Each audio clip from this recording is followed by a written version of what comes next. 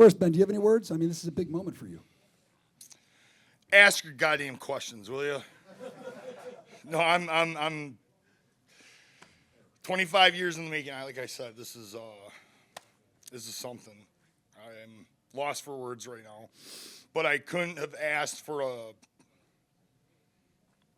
a better everything. Just the way the fight week rolled out. The fact I rewind back to getting the opportunity, to starting with the BKFC to begin with. Like this whole thing. Like you were saying, I'm always wearing BKFC. Like I love the company. I love David Feldman and the family and all the crew. I mean, this is incredible to be in this one. Like my first fight was in Louisiana, and like it was cool and I got a viral knockout, but like that was in front of 2,000 people. Tonight, in 36 seconds, I got a knockout in front of 17,000 people.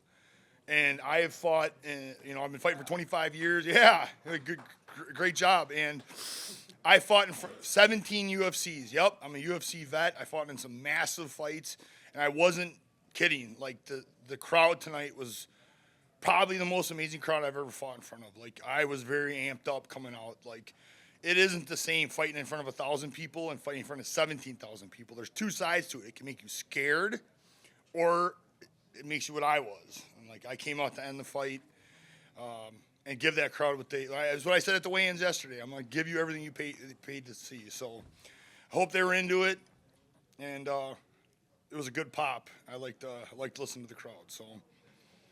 Ben, first off, congratulations on your win and your championship. On Thursday at the press conference, you said that Mick Terrill was a bully. How did it feel to bully the bully? Yeah, I could feel it in my heart that I was going to do what I was set out to do. I really hadn't, Sirius had said every time he interviewed Mick, he's like, oh, there's a lot of back and forth, there's a lot of talk. I didn't say anything to the guy. I never said anything about him. I never called him any names. And for the last 4, 5, 6 weeks, every day on my social media, it's him calling me fat, him calling me names, him calling me stuff. And I'm just sitting there like, oh, back to grade school. And I had a thing with, I was the bigger kid in my class, and the upperclassmen liked to pick on me. And it's probably why I became a fighter, because I was so sick and irritated at people treating me like that I did fight back when I got to high school. And kind of I started fighting when I was 17. I fought grown men. I knocked out grown men when I was 17 years old. So I kind of when I came back to high school, I'm like, really? You guys want to mess with me? And no, everybody shut up and left me alone. I dove into the career. But that was always with me, that chip on the shoulder of people that act that way. And I always loved, came from Stan Lee. Comic books sometimes had some real life stuff. It said with great power comes great responsibility.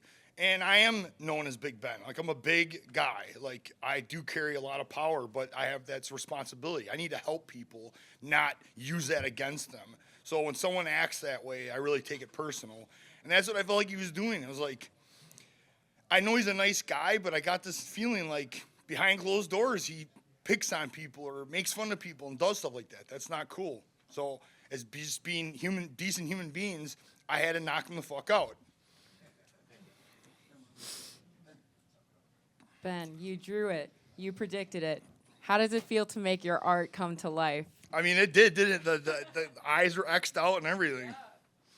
It was something. Like, it took me a second. Like, I landed it, and I looked, and I'm like, this is done. And you can't ask for a better finish, especially in bare knuckle, like, to literally just have a walk-off knockout. So it's pretty cool. Thank you so much. Congrats, Ben.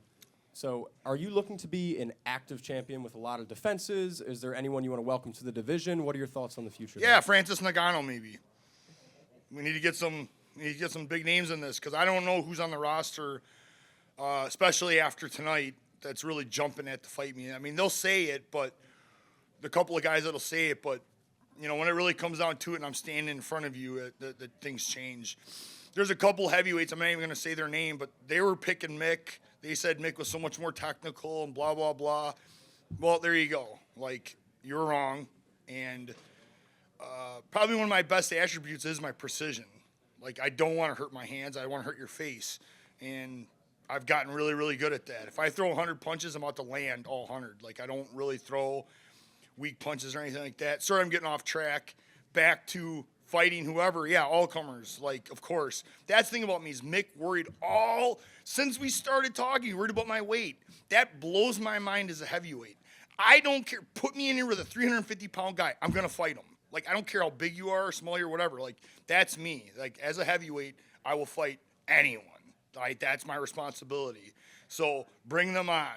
And as far as how active I can be, well, that's, of course, up to the BKFC. You know, I can fight tomorrow. So. Dave Malaysia, Sports Talk Philadelphia. So, how does it feel to win the heavyweight championship here in Philly? It's fucking awesome. You see how fucking happy I am? I'm not happy about much. I'm not.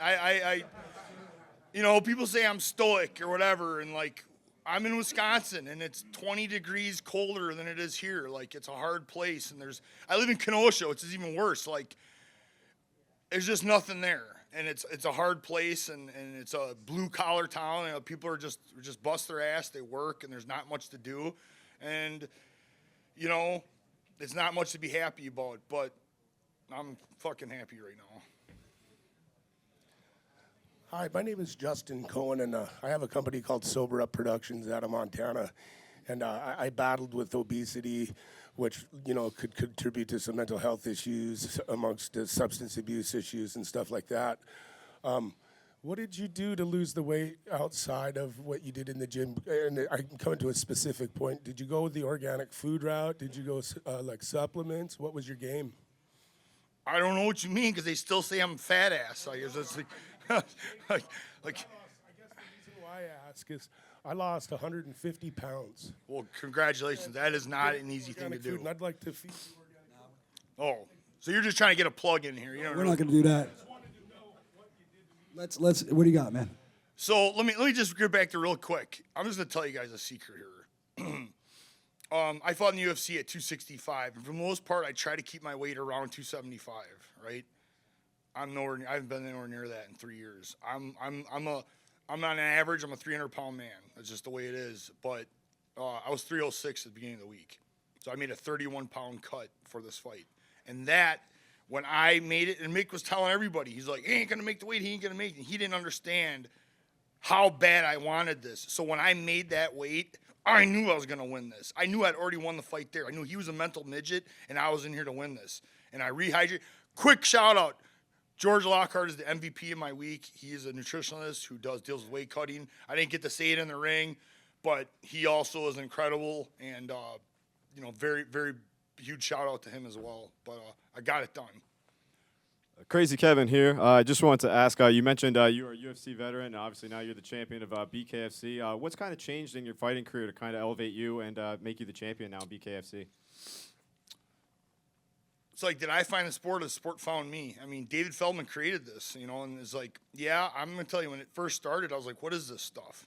Bare knuckle, and it sounded so brutal, which was cool. I liked it, but like, I didn't know if audiences were going to like, you know, I'm a savage is what people know me as. So like, is other people going to be into this? Well, there were 17,000 savages out there tonight that loved it. So he really did crack into something awesome. And my management went to him right away and says, Ben's made for this. They're like, you got to sign him. You got to did it. So he's like, I'll give him a shot. He goes, if the fans like him, I'll keep him fighting. Well, obviously I must have did something right, because they gave me a title shot.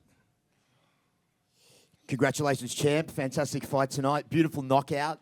So we know that mindset is a huge part of this sport. Were you manifesting a first-round knockout, or were you expecting it to go a little bit longer? I prepared for 6 rounds. So there's a 5-round, you know, if they consider it a draw and both fighters say they can keep fighting, there'll be a 6th round. So we prepared that when they come over on the 5th round, yes, I'm ready. Yes, I'm fine. I don't care how bloody beat up I was. You know, you don't know. You want it to go this way, but you just don't know. You know, maybe the guy don't go down. Maybe he gets some shots through. I get bloodied up. I slow down. Who knows? You pray that you train in a way to make it go right, but you got to prepare for the worst. I prepared for the worst. I got the best, right? So that's maybe why I got the 36-second knockout. Ben, President David Feldman said that you'd make a great fit for the $25 million tournament. Are you open to that? Yeah! Thank you for asking. Yes, I'm in. Good luck finding the opponents. But I'm in, because if this is bare knuckle, I'm going to win it. You're going to change my life, because I will win it. I don't care who you put in there. Get the biggest, best names. Bare knuckle is different than anything I've done in my life. I've done kickboxing, boxing, MMA. I've done it all. This is not like anything. You just don't do this. You just don't learn it. So let's put me in it because I'm the best. I am the fucking best at this. So Ben, in your mixed martial arts career, it was like you got to a certain point, and then like you just kind of peaked. Was there a mental component that you had to get yourself through in order to get to this moment? I kind of lost you there a second. You said in my MMA career. In your MMA career, you were never the world champion. You Right, were yeah, always that was a very, fucking huge, very, very huge close. kick in my nuts because everyone around me believed I was going to get the UFC belt. I was ranked, I was one of the top contenders for a period of time. I was on a 4-fight win streak. I took a really stupid fight. I went overseas. I dropped a 5-round decision to Junior, and then my life pretty much went to shit after that. I had a series of horrible things that took place, and that put me in, you want to talk about depression and everything bad? Yeah, I had to fight out of a hole. Like, the only reason I got here is because I do have some mental fortitude, and I'm glad I got to showcase it because all those things, all the bad things in my life made me who I am, though, and I wouldn't change anything. I wouldn't change anything because it made me who I am. I went through bad, and now I'm living on the top, the highest of highs to get to this moment. So, All right, we got one more back here for new heavyweight champion Ben Rothwell. Back here, Ben. Hey, Ben, actively online, there's somebody that's interested in fighting you. You have fought him in the past in your MMA career. Mark Hunt wants to fight you for that title in Italy in September. yeah, let's do it.